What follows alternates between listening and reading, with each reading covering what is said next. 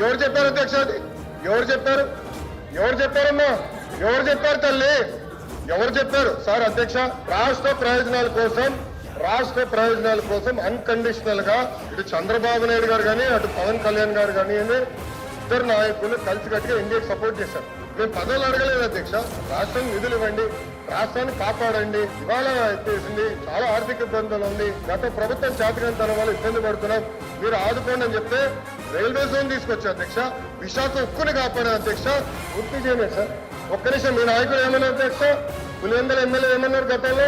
మెడలో ఉంచి ప్రత్యేక హోదా తెస్తానని. ఏమైంది?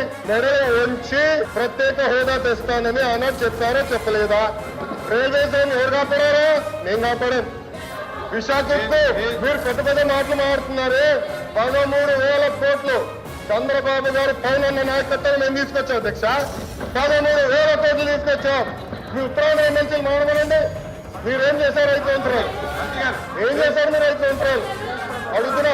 అమరావతి నిధులు ఎవరు తీసుకొచ్చారు? మేము తీసుకొచ్చాం. పోలవరం గాలి వదిలేశారు మీరు. పులివెందుల దిగినా అని మీ మంత్రి గారు అడిగారు. ఏమైనా